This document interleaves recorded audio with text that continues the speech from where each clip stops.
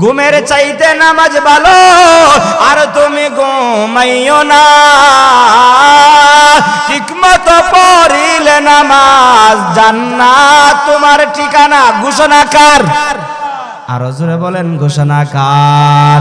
ও মুসলমান, ডান হাতের মধ্যে আমলনামাটা দেইখা বাবাকে বলবে, বাবা দেখো না, আমি নামাজ পড়ার কারণে আমার আল্লাহ আমার ডান হাতে আমলনামা দিছে। ও আমার বন্ধু, বরগাঁওয়ের মধ্যে একসঙ্গে ফুটবল খেলেছিলাম, আজান পড়ার পরে আমি মসজিদে গিয়েছিলাম, তুমি কিন্তু ফুটবলের মধ্যে লাথি দিয়েছিলা, তুমি ক্রিকেট খেলেছিলা, তুমি ব্যাডমিন্টন খেলেছিলা, কিন্তু আমি আজানের সময় মসজিদে যাওয়ার কারণে আমার ডান হাতের মধ্যে আমার আল্লাহ আমলনামা দিয়েছে। দেখো না, দেখো না, আনন্দের সীমা তার থাকবে না। আল্লাহু আকবার। আচ্ছা, দেখছেন নি, এসএসসি পাস করলে অথবা 5 পাস করলে পরে একটা সন্তান যখন 5 পাস করে, মাকে আইসা বলে, আম্মা আপনারা বলছিলেন আমি পাস করলে একটা সাইকেল কিনে দিবেন। হয়নি? অনেক সন্তানের মা বাবা হয়নি ভাই, হয়নি? হ্যাঁ, মায় কয়, বাবারে তুই যদি ভালো করে রেজাল্টটা করস তাহলে তোরে ঋণ কইরা হলেও একটা সাইকেল কিনা দিব, অথবা ঋণ কইরা হলেও তোর একটা মোবাইল কিনা দিব, ভালো একটা রেজাল্ট কর। এবার যখন ফলাফলের দিন, ফলাফলটা ভালো হয়, দেখা যায় সবার আগে সাইকেল ছাড়াও স্কুল থেকে বাড়িতে দৌড়িয়ে আসে। তাকে জিজ্ঞাসা করলে বলে, হয় কয় কিলোমিটার হাইটে আসছো? বলে আমি কেমনে হাইটে আসছি বলতে পারি না, আনন্দের কারণে। এমন আনন্দওয়ালা যুবক স্কুল থেকে বাড়িতে ফিরে আইসা মাকে বলে, মা আপনারা বলছিলেন আমি পাস করলে আপনি আমাকে এইটা দিবেন। মা বলে, আরে তোরে তো সাইকেল দিব পরের কথা, তুই যে পাস করছস তোর বন্ধু বান্ধবের মিষ্টি খাওয়াইনি? আর এইখানে না শুধু, ওই তার একটা নানা আছে, নানারে ফোন কইরা বলে তার একটা নানি আছে, নানিরে ফোন কইরা বলে, নানি আপনার নাতি তো এরকম ভাবে ফাঁস করেছে, এবার বলো পুরস্কার কি দিবা। তার যেরকম ভাবে দুনিয়ার মধ্যে আনন্দটা বুঝাইলাম, হাসরের কঠিন ময়দানে যখন আল্লাহর বান্দা ফাম্মা মান উতিয়া কিতাবাহু বিয়ামিনিহি, ডান হাতের মধ্যে আমলনামাটা পাইবে, ওই আমলনামাটা পাওয়ার পরে তার আনন্দের সীমা থাকবে না। হাসরের ময়দানটা চক্কর দিবে আর বলবে, দেখো একসঙ্গে আমরা বাজারে ঘুরেছিলাম, একসঙ্গে আমরা শহরে ঘুরেছিলাম, আজকে তোমরা জাহান্নামী, আজকে আমি জান্নাতি। দেখো না, দেখো না, দেখো না, সবাই দেখবে আর আফসোস করবে, ওই আফসোসের আর কোনো সীমা থাকবে। আলহামদুলিল্লাহ, ঐতিহ্যবাহী গ্রাম বড়গাঁও দক্ষিণপাড়া হুসাইনিয়া হাফিজিয়া মাদ্রাসা বাহুবল হবিগঞ্জের উদ্যোগে আয়োজিত ইসলামী মহাসম্মেলনের চলমান অধিবেশনের শ্রদ্ধাভাজন সম্মানিত সভাপতি, জাতির মাতার মুকুট, জাতির সেরাতাজ হযরত উলামায়ে কেরাম, সামনে উপস্থিত দিনদার ইমানদার মুসলমান ভাইয়েরা, পর্দার আড়ালের অবস্থানরত শ্রদ্ধেয় সম্মানিতা মা ও বোনেরা, দয়াময় আল্লাহ রাব্বুল আলামিনের দরবারে লাখ কোটি শুকরিয়া যে আল্লাহ রাব্বুল আলামিন এই কনকনে শীতের মধ্যে অত্যন্ত মায়া করে, মহব্বত করে, ভালোবেসে আরামের বিছানাকে ফেলে দিয়া এই কোরআনের মজলিসে বসার তৌফিকটুকু দিয়েছেন।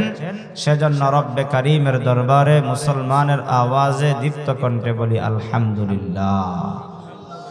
লক্ষ কোটি দরুদ ও সালাম আল্লাহ রাব্বুল আলামিনের সৃষ্টির প্রধান আকর্ষণ, বিশ্ব সভার সভাপতি, বিশ্ব মানবতার মহান শিক্ষক, সৈয়দুল মুরসালিন, খাতামুন নবিয়্যিন, ইমামুল মুরসালিন, শাফিউল মুজনাবিন, দু জাহানের সরদার নবী মুহাম্মদুর রাসূলুল্লাহ সাল্লাল্লাহু আলাইহি ওয়াসাল্লামের উপর সর্বোপরি শুকর যে আল্লাহ পাক আমাদেরকে এই পর্যন্ত নেক হায়াতান তাইয়্যিবা দান করে, সুস্থতার মতন মহান নিয়ামত দিয়ে, হাজারো ব্যস্ততা, হাজারো বেরাজাল থেকে ফারেক করে আমাদেরকে আসবার, বসবার, কথা বলবার, কথা শ্রবণ করবার শক্তিটুকু দান করেছেন। সেটাও আল্লাহ তাআলার পক্ষ থেকে দেওয়া নিয়ামত। আর এই নিয়ামতের ভাগীদার আমরা হতে পেরেছি, আমরা যারা এই মাহফিলে অংশগ্রহণ করতে পেরেছি, আমরা যারা বসেছি, এসেছি, এজন্য আমরা খুশি না বেজার? আরো জোরে বলেন, খুশি না বেজার? আরে খুশি হওয়ার তো কথা।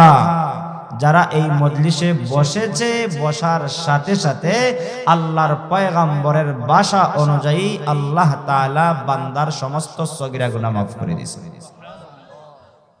পয়গম্বর আরবি সাল্লাল্লাহু আলাইহি ওয়াসাল্লাম বলেন, যারা শেষ পর্যন্ত বসবে, আজকের জন্য এখানে শেষ একটা মুনাজাত হবে।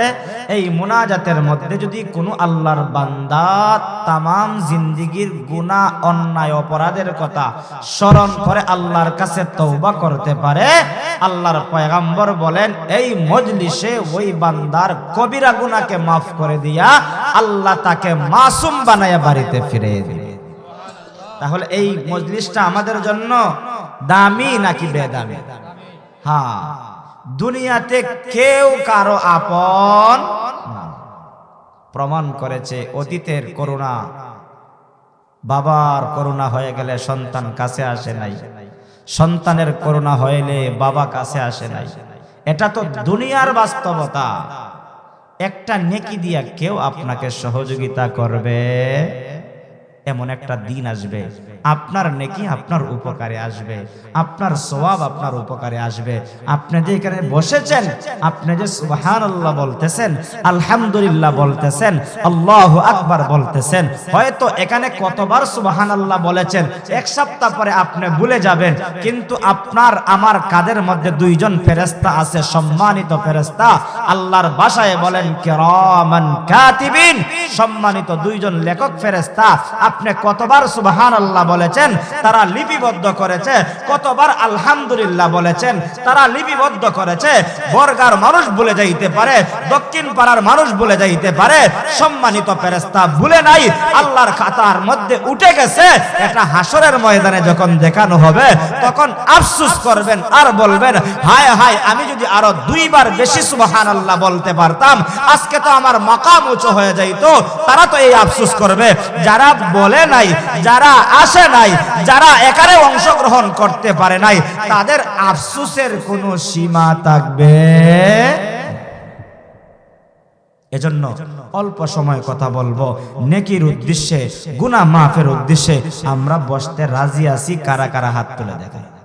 দুইটা হাত তোলা দেয়, দুইটা হাত নাড়া দেয়। নারায়ে তাকবীর, আরো জোরে নারায়ে তাকবীর। হাত নাড়া। আল্লাহ আমাদের সবাইকে যেন কবুল করেন, সবাই বলি আমিন। কি বলেছিলাম? একটা নেকি কেউ কাউকে দিবে না। এজন্য কবি তার কবির ভাষায় বলেন একটুখানি নেকের তরে রোজ হাসরের মাঠেতে বাবা গুরবে ছেলের পিছে, ছেলে বাবার আগেতে। আহা তেমন কঠিন দিনেতে আল্লাহ তোমায় বলবে না, আহা তেমন কঠিন দিনেতে নামাজ তোমায় বলবে না, আহা তেমন কঠিন দিনেতে নেক আমল তোমায় বলবে না। ঠিক মতো করতে পারলে গোলামি জান্নাত হবে ঠিকানা ঘোষণাকার। আরো জোরে আওয়াজ দিয়া বলেন ঘোষণাকার। ও মুসলমান, ও নবীর উম্মতের দল, ওই কথাটাই বুঝাইতে চাই। একদিন আমরা দুনিয়াতে ছিলাম না, এখন আমরা আছি। একদিন আমরা থাকবো না। আমার বাড়ি আছে, বাড়ি থাকবে, বাড়িওয়ালা থাকবে না। ঘর আছে, ঘর থাকবে, ঘরওয়ালা থাকবে না। জমি আছে, জমি থাকবে, জমিওয়ালা থাকবে না। দুনিয়াতে দুনিয়ার আসার সিরিয়াল আছে, যাওয়ার কোনো সিরিয়াল নাই। এজন্য বুদ্ধিমান হলো তারা যারা ক্ষণস্থায়ী জিন্দেগিতে আখিরাতের সামানা জোগাড় করে। তারাই হলো আল্লাহ তাআলার কাছে সবচাইতে বড় জ্ঞানী এবং বুদ্ধিমান। ঠিক না বেঠি? আমরা তো আজকে টাকাওয়ালাকে জ্ঞানী মনে করি, যার ব্যাংক ব্যালেন্স আছে তাকে জ্ঞানী মনে করি। না বন্ধু না, যার টাকা আছে সে জ্ঞানী নয়। যার জমি জমা বেশি আছে তাই সে জমি গণী নয়। আল্লাহর কাছে বুদ্ধিমান নয়, আল্লাহর কাছে বুদ্ধিমান হলো, জ্ঞানী হলো তারা যারা দুনিয়াতে আখিরাতের সামানা জোগাড় করে কবরে নিয়ে যাইতে পারছে। কবরের জিন্দেগি যার জন্য শান্তির ঘর হয়ে যাবে, তার চাইতে ধনী, তার চাইতে ভাগ্যবান আকাশের নিচে জমিনের উপরে হতে পারে না। ঠিক না বেঠি? এজন্য টাকাওয়ালাও মরতে হয়, চুপলি ঘরের মালিকও মরতে হয়, এমপিও মরতে হয়, মন্ত্রীও মরতে হয়, চেয়ারম্যানও মরতে হয়, মেম্বারও মরতে হয়, চুপলিগরের মালিক সেও মরতে হয়, যে ভিক্ষুক সেও মরতে হয়। এই কথাটাই আমার আল্লাহ বলেন, কুল্লু নাফসিন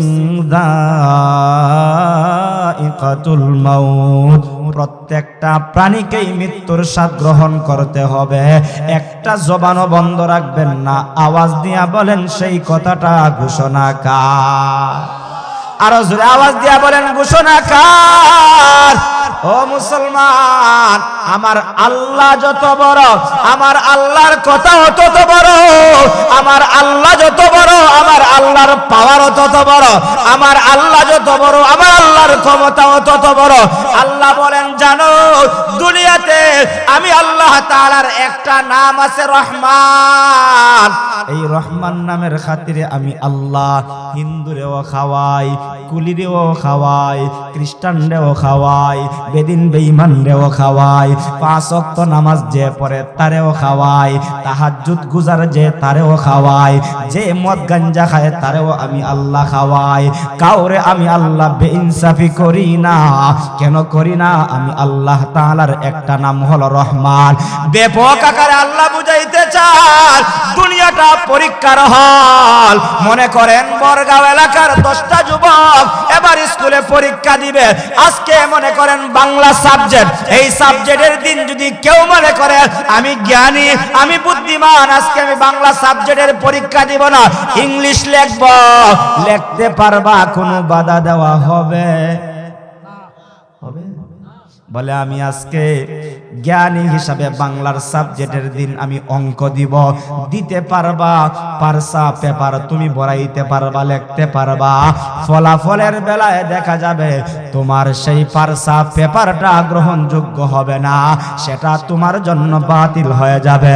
এই দুনিয়াতে হিন্দু খাইবা, কোনো বাধা দেওয়া হবে না, খ্রিস্টানরা খাইবা, কোনো বাধা দেওয়া হবে না, কারণ এই দুনিয়ার দাম আমার আল্লাহর কাছে নাই। পরীক্ষার হল চলতেছে, নামাজ পড়লেও আল্লাহ খাওয়াইবে, নামাজ না পড়লেও আল্লাহ খাওয়াইবে, আল্লাহর ইবাদত করলেও আল্লাহ খাওয়াইবে, আল্লাহর নাফরমানি করলেও আল্লাহ খাওয়াইবে। কিন্তু আল্লাহ বলেন, বান্দা জানো আমি আল্লাহ তাআলার আরেকটা নাম আছে রহিম। এই রহিম নামটা আমি আল্লাহ ব্যাপক আকারে ব্যবহার করি নাই।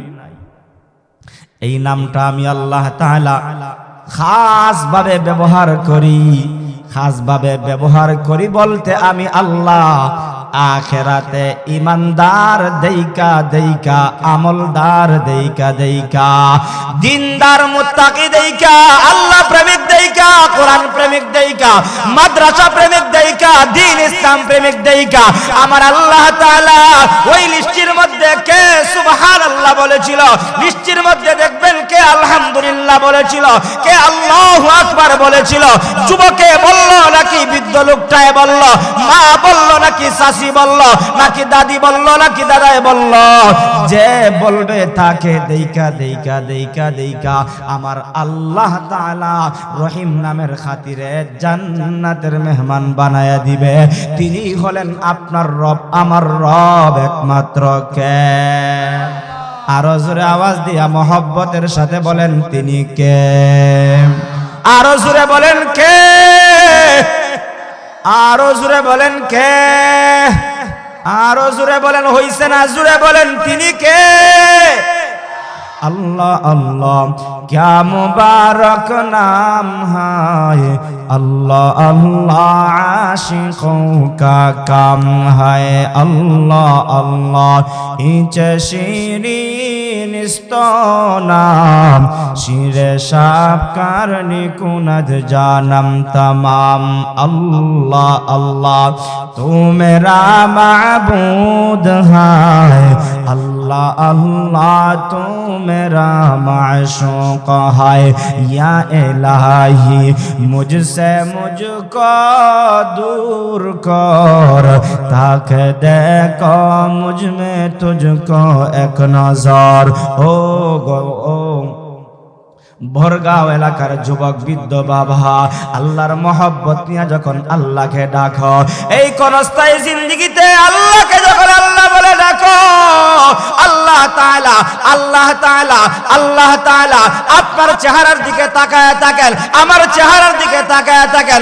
আল্লাহ বলেন ওই বরগাঁওয়ে টান্নার মধ্যে যেই বান্দাটা বইসা আমি আল্লাহকে আল্লাহ বলে ডাকে, আমার আল্লাহ ফেরেশতাদের সঙ্গে গর্ব করে বলেন, ফেরেশতারা দেখো না আমার ওই বরগাঁও এলাকার কিছু যুবক, কিছু বৃদ্ধ বাবারা এই কনকনে শীতের মধ্যে বইসা আমি আল্লাহকে আল্লাহ বলে ডাকে। তোমরা না বলছিলা দুনিয়াতে আমার প্রতিনিধি খলিফা না পাঠানোর জন্য? আমি আল্লাহ বলেছিলাম কালা ইন্নী আ'লামু মা লা তা'লামুন। ফেরেশতারা রে দেখো তোমরা বলছিলা না বানানোর জন্য, আমি আল্লাহ যা জানি তোমরা তা জানো না। এই হলো প্রমাণ। দেখো না বরগাঁও এলাকার ওই মাহফিলের মধ্যে বইসা আমার বান্দারা আমাকে আল্লাহ বলে ডাকে।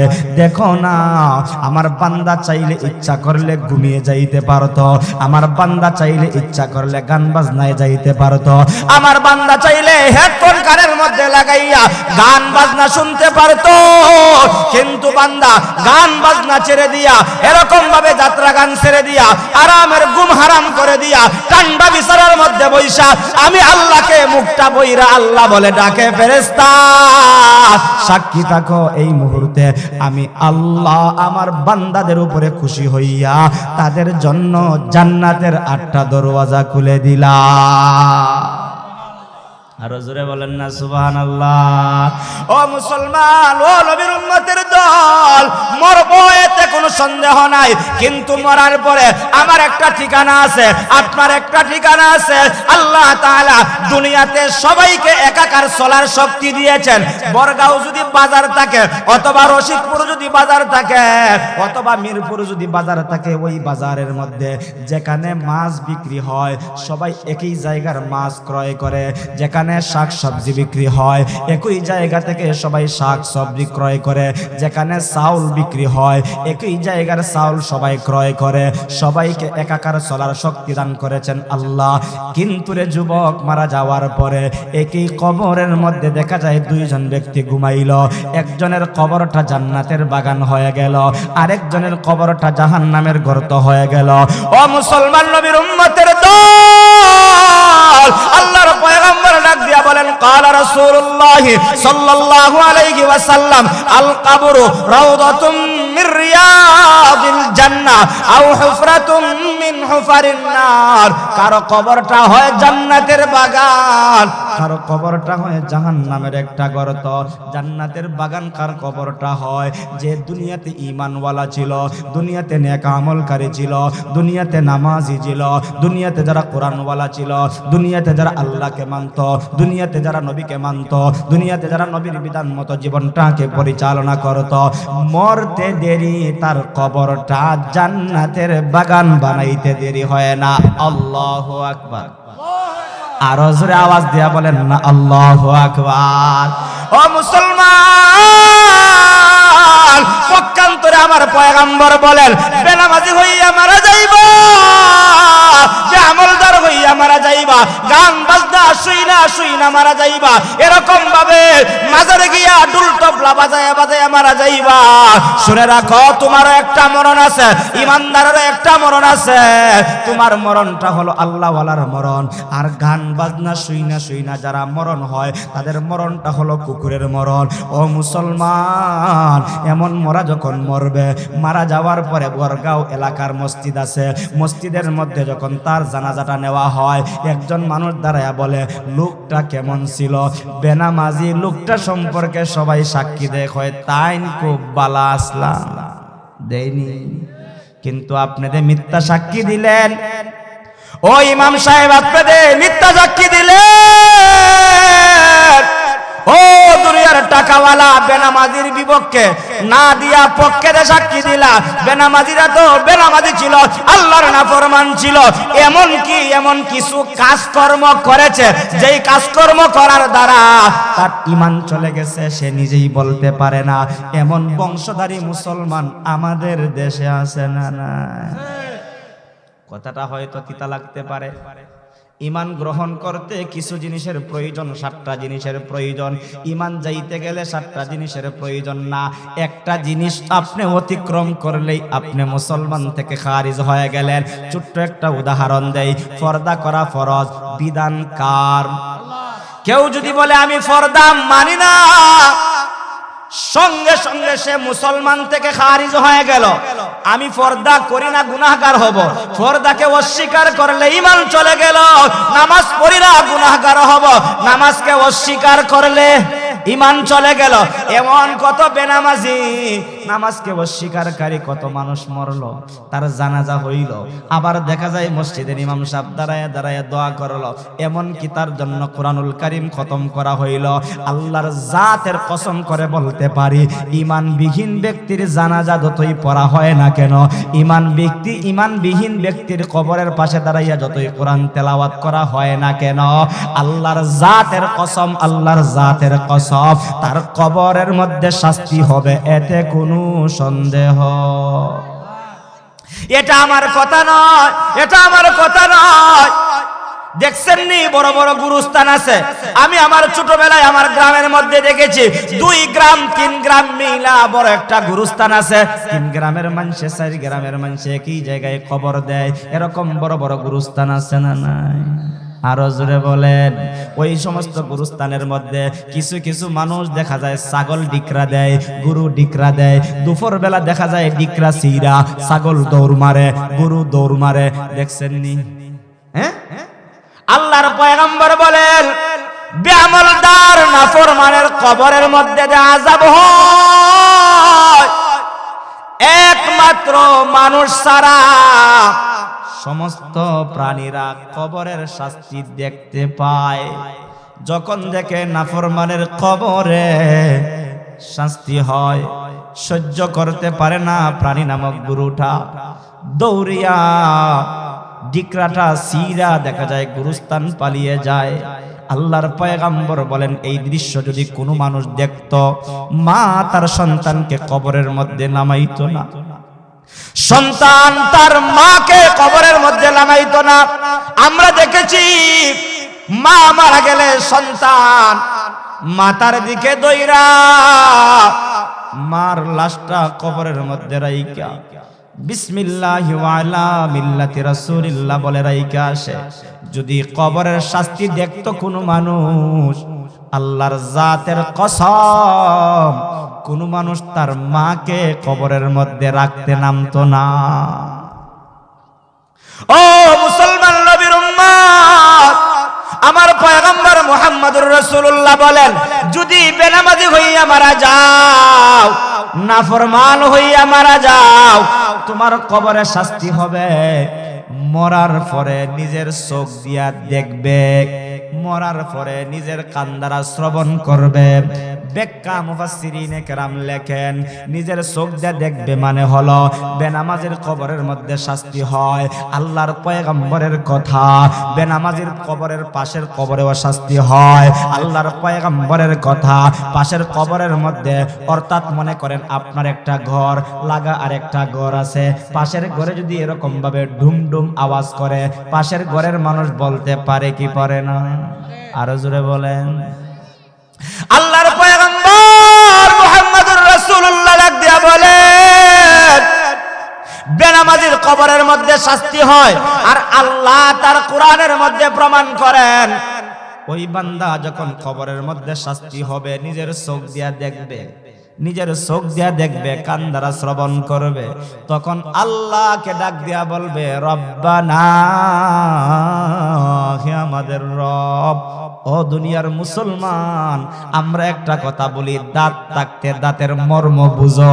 দাঁত পরে যাওয়ার পরে যদি কেউ খাসির গোশত পায়, গরুর গোশত পায়, আফসোস করে আর বলে, হাই রে, যদি দাঁত থাকতো, আজকে তো আসলাম বিয়ের বাড়িতে, গোশতটা খাইতাম। আজকে তো আসলাম ছেলের বাবার বাড়িতে, আজকে তো গোশতটা খাইতাম। আজকে তো আসলাম মেয়ের বাবার বাড়িতে, গোশতটা খাইতাম। কিন্তু দাঁত নাই দেইকা আফসোস করে এমন বুড়া চাচা আমাদের দেশে আছে না নাই?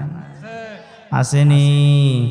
ও মুসলমান, দুনিয়াতে আল্লাহরে আল্লাহ বলে একদিনও ডাকে নাই। 60 বছর কাটাইছে, 40 বছর কাটাইছে, 30 বছর কাটাইছে এমন মানুষ কি তা মনে করেন বাহুবল উপজেলায় আছে না নাই? কম না বেশি? অভাব নাই, অভাব নাই। আল্লাহরে ডাকছে না, কিন্তু কবরের শাস্তি দেখার পরে ডাক দিয়া কয় রব্বানা, হে আমাদের রব, আবসরনা, নিজের চোখ দিয়ে দেখতেছি মালিক কবরের মধ্যে শাস্তি হয়। কেমন শাস্তি হয়? আল্লাহর পয়গম্বর বলে ফজরের নামাজ না পড়ার কারণে কবরের মধ্যে জোহর পর্যন্ত সাপ তাকে দংশন করে, জোহরের নামাজ না পড়ার কারণে আসর পর্যন্ত সাপ তাকে দংশন করে, মাগরিবের নামাজ না পড়ার কারণে এশা পর্যন্ত সাপ তাকে দংশন করে, এশার নামাজ না পড়ার কারণে ফজর পর্যন্ত সাপ দংশন করে। একটা দুইটা সাপ নয়, 70 থেকে 99টা সাপ এক একটা বেনামাজির কবরের মধ্যে আল্লাহ দিবেন। এক একটা সাপ একটা চুব্বুন দিবে, 99 গজ মাটির নিচে ঢুকাই দিবে। কেমন সাপ? কেমন সাপ শোনো, ওই সাপ যদি দুনিয়ার মধ্যে একবার শুধুমাত্র নিঃশ্বাস পালাইতো, দুনিয়ার গাছ বৃক্ষলতা পাতার গজাইতো না। এমন বিষাক্ত সাপ যখন কামড় দিবে কেমনে সহ্য করব, কেমনে সহ্য করব? আমাদের সহ্য করার মতন কোনো সুযোগ নাই, সহ্য করার মতন এমন কোনো ধৈর্য নাই। এজন্য রে যুবক, ওই বান্দা আবসরনা, নিজের চোখ দ্বারা দেখবে, ওয়াসামি'না, আর কান দ্বারা শ্রবণ করবে। কান দ্বারা শ্রবণ করার পরে ডাক দিয়া বলবে ফারজিনা, ও আমার মালিক আল্লাহ, আমারে আবার দুনিয়াতে বরগাঁও এলাকায় পাঠায় দাও। আমি জানতাম আমার এলাকার মধ্যে মসজিদ ছিল, কিন্তু মসজিদে যাই নাই। আমি জানতাম মসজিদের মধ্যে 5 বার আল্লাহু আকবারের ধ্বনি হইতো, কিন্তু সেই আকবারের ধ্বনির জবাব দিতাম না। ফারজিনা, আবার তুমি আমারে দুনিয়াতে পাঠাও। আমি এবার যদি দুনিয়াতে আসি, মসজিদ ছাড়ব না, মসজিদের মহল্লা ছাড়ব না, কোরআন তেলাওয়াত ছাড়ব না, সুবহানাল্লাহ ছাড়ব না, একটা জবান বন্ধ রাখবেন না। যারা কবরে গেছে বরগাঁও এলাকার কেউ কি আর ফিরে আসছে? আরো জোরে বলেন, আসছে নাকি আসবে? আসবেও না, আসেও না, চির সত্য কথা। কিন্তু বিপদে পড়লে হাসায় মিশায় মুখ দিয়া বারোয় না, বারোয় না। বিপদে পড়লে কয় কোন দিকে সূর্য উঠছে, কয় পশ্চিম দিকে। বিপদে পড়লে কয় আজকে দিন না রাত, রাত্রে কয় দিন, দিন রে কয় রাত। রিমান্ড নিলে পরে দেখা যায় উল্টা পাল্টা কথা কয়, কয় না, কয় না। ওই জায়গায় শাস্তি দেখার পরে আল্লাহর ডাক দিয়ে কইবা আল্লাহ আবার আমার দুনিয়াত পাঠাও। আল্লাহ পাঠাইবেন না, শুধু তা না, বলবে কি না'মাল সালিহা, না'মাল সালিহা, আল্লাহ আমি এখন নেক আমল করব। ইন্না মুকিনুন, আল্লাহর কথা সত্য। ওই বান্দা বলবে আল্লাহ আমার এখন দৃঢ় বিশ্বাস হইছে। এতদিন যে বরগাঁও হাফিজিয়া মাদ্রাসার মধ্যে মাহফিলের মধ্যে হুজুরে কইছিল, ওই কান দিয়া শুনছি, ওই কান দিয়া বের হয়ে গেছে। প্রতি শুক্রবারে জুমার দিন হুজুর বলছিল, আমি ডান কান দিয়া শুনছি, বাম কান দিয়া বের করে দিয়েছি। এই কথার গুরুত্ব দেই নাই। আজকে বাস্তবতার দিক দিয়া কবরের শাস্তি দেইখা এখন আমার বুঝে আসছে, আল্লাহ আবার আমার দুনিয়াতে পাঠাও। বলুন তো দেখি, আর কাউকে আল্লাহ দুনিয়াতে পাঠাই? এজন্য চির সত্য কথা, এই দুনিয়া ছিল না, আছে, একদিন থাকবে। আল্লাহ ছিলেন, আল্লাহ আছেন, আল্লাহ জোরে বলেন, আরো জোরে বলেন, ছিলেন, আছেন, থাকবেন। আমরা ছিলাম না, আসি, এই দুনিয়াতে একদিন আমরা একদিন থাকবো না। এটা আমার কথা না, আল্লাহ নিজে বলেন কুল্লু মান আলাইহা ফান,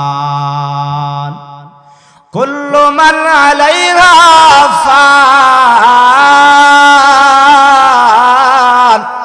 ওয়া ওয়ায়াবকা ওয়াজহু রাব্বিকা যুল জালালি ওয়াল ইকরাম। আল্লাহ বলেন সব কিছু ধ্বংসশীল, ধ্বংস হয়ে যাবে, সম্মান আর মর্যাদার মালিক একমাত্র বাকি থাকবেন যিনি, তিনি কে? আরো জোরে বলেন। অতএব ওই আল্লাহকে ডাকলে আল্লাহ খুশি হন, ওই আল্লাহর ইবাদত করলে জান্নাত পাওয়া যায়। ও মুসলমান, এই জন্য আমার তেলাওয়াতকৃত আয়াতে আল্লাহ বলেন কুল্লু নাফসিন যায়িকাতুল মাউত, প্রত্যেকটা প্রাণীকেই মৃত্যুর স্বাদ গ্রহণ করতে হবে। এরপরে আল্লাহ বলেন ওয়া ইন্নামা তুওয়াফাউনা উজুরাকুম ইয়াউমাল কিয়ামা, মরার পরে সবাইকে হাসরের ময়দানে, হাসরের কঠিন ময়দানে সবাইকে যাইতে হবে। যেমন চেয়ারম্যান যাবে, এমপি যাবে, চুপলিগড়ের মালিকও যেতে হবে, কোটি টাকার মালিকও যেতে হবে, হাসরের ময়দানে সবাইকে দাঁড়াইতে হবে। ও মুসলমান, ওই নবী মুহাম্মদ সাল্লাল্লাহু আলাইহি ওয়াসাল্লাম বলেন হাসরের ময়দানে যাওয়ার পর প্রত্যেকটা মানুষ পেরেশান থাকবে, পেরেশান থাকবে, কি করব কি করব, পেরেশান পেরেশান। আমার নবী, আপনার নবী, যেই নবীকে আমরা অনুসরণ করি, যেই নবীকে মহব্বত করি, ওই নবী ডাক দিয়া বলেন আমি জানি আমার উম্মতেরা হাসরের ময়দানে বিপদে পড়বে, মুসিবতের মধ্যে পড়বে। আমি আগাম জানাই দিতে চাই, অগ্রিম জানাই দিতে চাই, আমার উম্মতেরা আমাকে তিনটা জায়গায় হাসরের ময়দানে তালাশ করবা। আল্লাহু আকবার। আরো জোরে বলেন, আরো জোরে বলেন আল্লাহু আকবার। আরে খুশির সংবাদ, আমার পয়গম্বর ডাক দিয়া বলেন তিন জায়গায় তোমরা আমাকে পাইবা। এক নাম্বার হলো মিজানের পাল্লা, যেখানের মধ্যে আমার আপনার আমলনামা ওজন করা হবে। ওয়ানাদাউল মাওয়াজিনাল কিসতা লিয়াউমিল কিয়ামা ফালা তুজলামু নাফসুন শাইআ, আল্লাহ মিজানের পাল্লা স্থাপন করবেন। একারের মধ্যে নেকির পাল্লা থাকবে, বদির পাল্লা থাকবে। ওই যে সুবহানাল্লাহ বলছেন, আলহামদুলিল্লাহ বলছেন, আল্লাহু আকবার বলছেন, 5 ওয়াক্ত নামাজ পড়ছেন, মসজিদ মাদ্রাসার সঙ্গে ভালো সম্পর্ক রাখছেন, ডান পাল্লার মধ্যে নেকিগুলো তোলা হবে। যার নেকির পাল্লা ভারী হয়ে যাবে তার ডান হাতের মধ্যে আমার আল্লাহ আমল নামা দিয়া চির জান্নাতের মেহমান বানায়া দিবে। আর জোরে কন্যা, ও মুসলমান নবীর উম্মতের দল, আল্লাহর পয়গম্বর বলেন যারা কিয়ামতের ময়দানে ডান হাতে আমলনামা পাবে। কোন হাতে? দুইটা হাত আছে, এই দুইটা হাতের মধ্যে ভালো কাজের মধ্যে এই হাতটা আমরা লাগাই কি লাগাই না? খাবার খাইতে লাগাই, পানি পান করতে লাগাই, আরো যত ভালো কাজ আছে সমস্ত ভালো কাজের মধ্যে আমাদের ডান হাতটাকে ব্যবহার করি। আল্লাহর পয়গম্বর বলেন হাসরের ময়দানে যখন ডান হাতের মধ্যে আমলনামা দিবে, আমার আল্লাহ তার কালামে হাকিমের মধ্যে বলেন ফাআম্মা মান উতিয়া কিতাবাহু বিয়ামিনিহি ফায়াকুলু হা উমকরাউ কিতাবিয়া ইন্নী যানানতু আন্নী মুলাকিন হিসাবিয়া ফাহুয়া ফি ঈশাতির রাদিয়া ফি জান্নাতিন আলিয়া কুতুফুহা দানিয়া কুলু ওয়াশরাবু হানিআম বিমা আসলাফতুম ফিল আইয়ামিল খালিয়া। আল্লাহ বলেন যখন তার ডান হাতের মধ্যে আমলনামা দেওয়া হবে, ওই আমলনামাটা পাইয়া সে হাসরের ময়দানে হাত দিয়ে দেখাইবে, দেখো না আমার নেক আমলটা দেখো, আমার আমলনামাটা দেখো।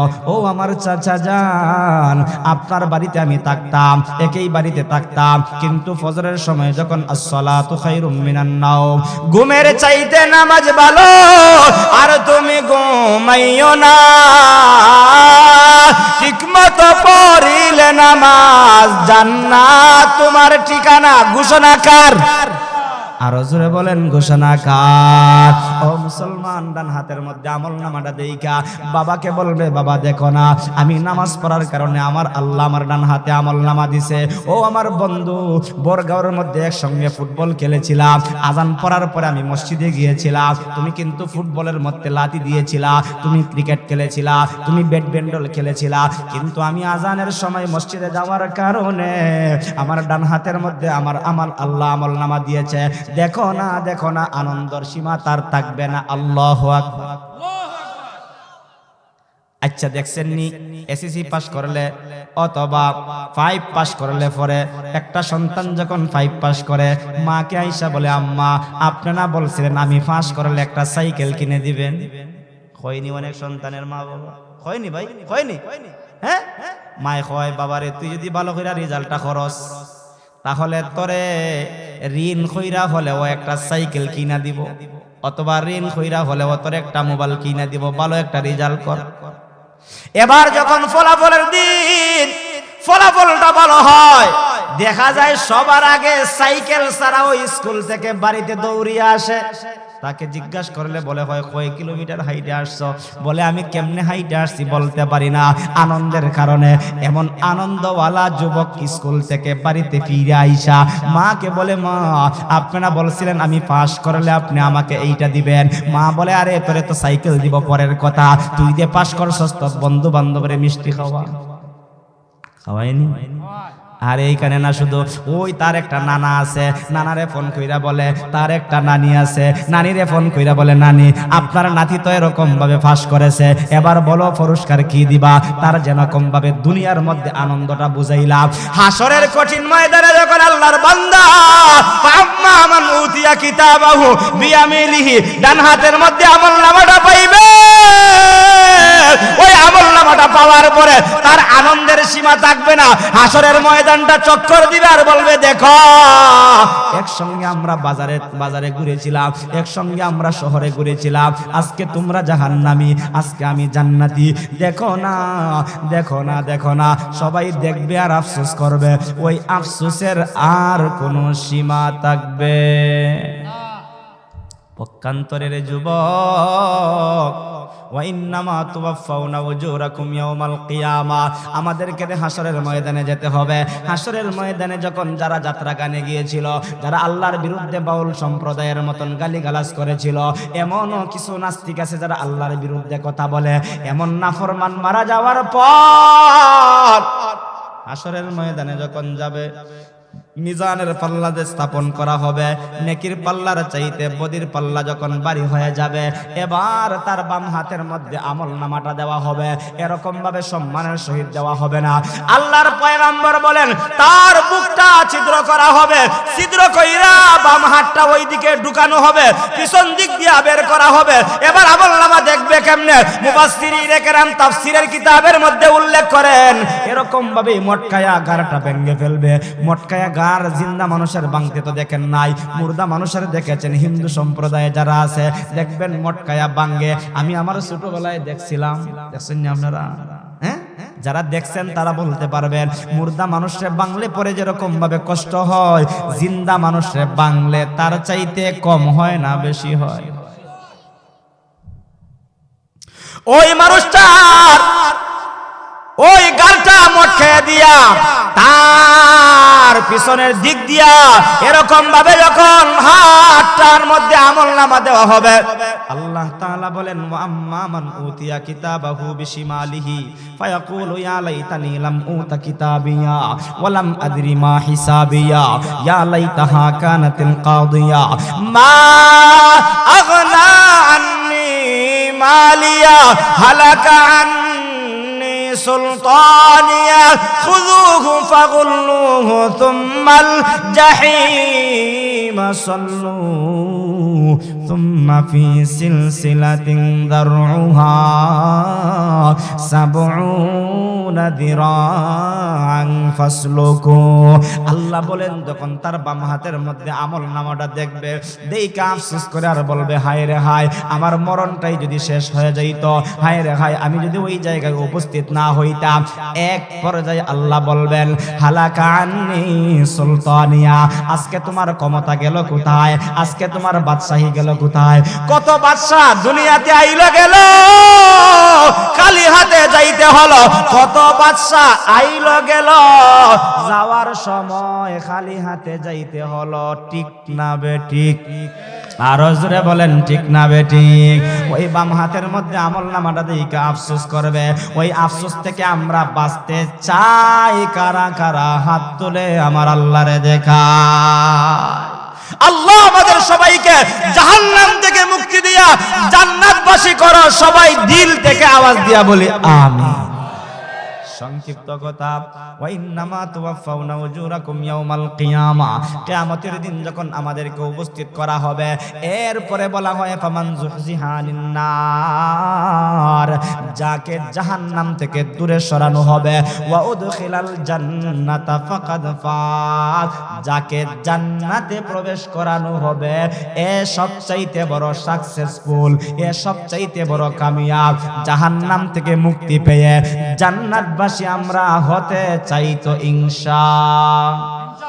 আরো জোরে বলেন ইনশাআল্লাহ। আল্লাহ যেন হাসরের ময়দানে এখন যেরকম ভাবে একজনের সঙ্গে আরেকজনের দেখা হয়, জান্নাতের মধ্যে যেন একসঙ্গে দেখা সাক্ষাতের ব্যবস্থা করে দেয়। সবাই দিল থেকে আওয়াজ দিয়া বলি আমিন। কিন্তু যাওয়ার সময় চারটা জিনিস সঙ্গে নিয়ে যাইতে চাই।